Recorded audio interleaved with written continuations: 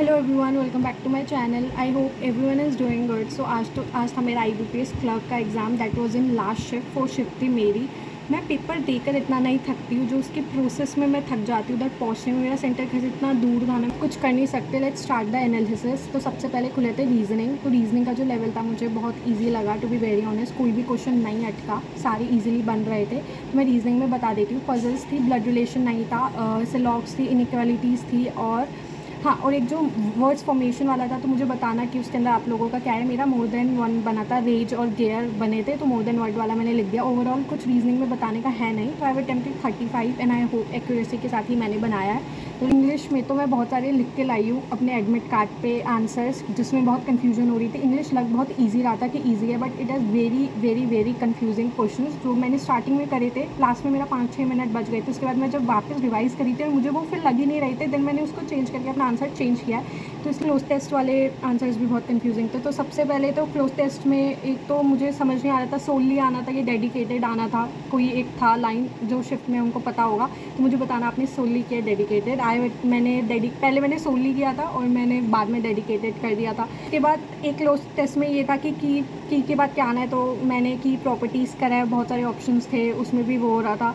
फिर उसके बाद एक और था, हाँ, एक जो 3 ऑप्शन थे, फ्लेक्सिबल, एडॉप्ट या फिक्स्ड, इसमें से भी मुझे समझ नहीं आया था क्या है, बट मैंने पता नहीं, आई गेस मैंने फ्लेक्सिबल वाला अटैम्प्ट किया है। देन उसके बाद टर्न एरर डिटेक्शन आए थे। That was also confusing. मैंने 2 छोड़ दिए अपने एरर डिटेक्शन, मेरे को लगा नेगेटिव मार्किंग हो जाएगी, सच्चा छोड़ दो।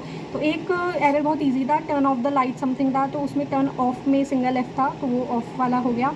और एक एरर डिटेक्शन में एट सो क्विक था, तो उसमें क्विकली आना था, तो वो हो गया। और बाकी मैंने इंग्लिश का आई गेस एरर डिटेक्शन, हाँ, एक और ऑप्शन में था वाइडली, कॉमनली, तो ये वाला था। एक एरर था, प्रायर ऑफ लिखा था, तो प्रायर के आगे आई गेस 2 आता, तो मैंने इसमें एरर मार्क करा है। तो that was all about English. तो इंग्लिश था अच्छा खासा कंफ्यूजिंग। जो 30 में से 30 करके आया है, डेफिनेटली मेरे को लगता है कि गलतियाँ होएगी, लगता है हमें सही होता है, बट मॉक टेस्ट में भी होता था, 30 करते थे, 17-18 मार्क्स आते थे। बाकी देखते, आई होप सही हो। तो मैंने 28 अटैम्प्ट करे वैसे इंग्लिश में। आई डोंट नो कितनी एक्यूरेसी है, टू बी वेरी ऑनेस्ट। अब आ जाते हैं मैथ्स में। मैथ्स का मेरे को लेवल ईजी लगा, टू बी वेरी ऑनेस्ट, क्योंकि DI बहुत ईजी थी। डायरेक्ट DI बनाई थे, बस उसके एक DI के कुछ क्वेश्चन थोड़े लेंदी थे, but overall it was easy. Simplification थी, वो ईजी थी। और क्या आया था, आई गेस बस अरिथमेटिक एकदम 1-2 लाइनर्स थी, तो अरिथमेटिक भी बहुत इजी था। मुझे मैथ्स बहुत इजी लगी वैसे।